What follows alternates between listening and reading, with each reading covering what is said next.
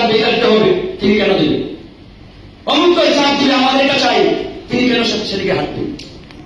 ওনার উচিত এদেশের জনগণ কি চাই, ছাত্র জনতার আগামী কি, দ্যাট ইজ দ্য কনসার্ন। কিন্তু তিনি সেটা করছেন না, সেদিকে হাঁটছেন।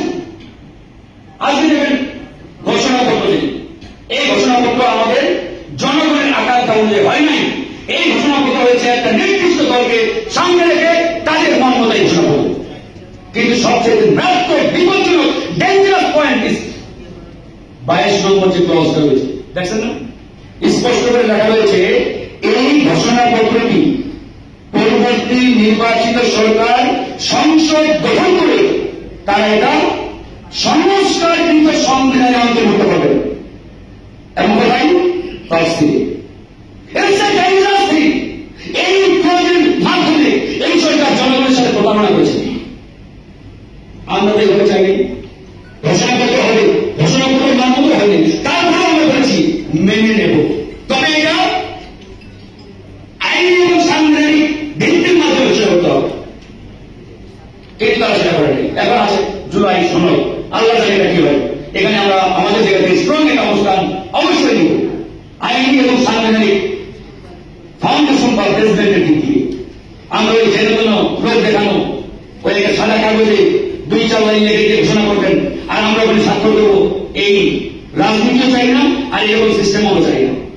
এই জন্য আমরা বলেছি সরকারকে যে এটা অবশ্যই আইনগত এবং সাংবিধানিক দিক দিয়ে আপনাদের আইনি ভিত্তি দিতে হবে। তার কোন চিন্তাই কথা বলে যে পরবর্তী সরকার পার্লামেন্ট গঠন করে 2 বছরের মধ্যে নাকি এই সনদ বাস্তবায়ন করবে। তাই এই যে 1 মাস আলোচনা করে আমাদের ঘন্টা করবেন, আর কি দরকার আছে? তাদের নির্বাচন দিলেন, পরে যে সরকার আসলো ওদের সাথে আলোচনা করে কথা বলতাম, অন্তত মনকে শান্ত করতে পারতাম যে ভাই যারা আসছে এরকম এটা চাঁদাবাজ চিন্তাবাজ মেনে নাও।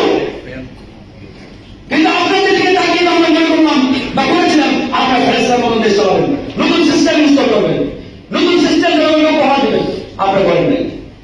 এই জিনিসটা আজকে আমাদের আসলে বারবার আমাদের বলতে হচ্ছে। তো যাই হোক, কথা বলতে চাই না, আমরা শুধু একটাই আহ্বান জানাতে চাই। আমাদের এক ভাই এখানে বলেছেন যারা আপনার এক্স আর্মি অফিসার রয়েছেন, সিভিল সোসাইটি রয়েছেন, আপনাদেরকে এখন প্রকাশ্যে পলিটিক্যাল ইনভলভমেন্টের মধ্যে চলে আসতে হবে। এই দেশকে যদি আমরা রক্ষা করতে চাই, বাঁচাতে চাই, তাহলে আমাদের আর ওই সিভিল সোসাইটির পেরিফেরির মধ্যে সীমাবদ্ধ থাকতে হবে।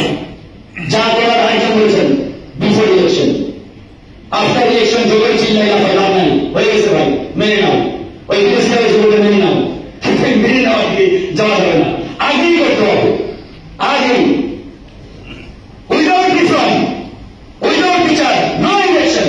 এটা হলো আমাদের বিচার সংস্কারের কার্যকর অগ্রগতি, দৃশ্যমান অগ্রগতির পরেই আমরা একটি অবাধ সুষ্ঠ ফ্রি এন্ড ফেয়ার ইলেকশন চাই। দ্যাট ইজ দ্য ফান্ডামেন্টাল আমাদের স্লোগান হওয়া উচিত এই মুহূর্তে। ধন্যবাদ।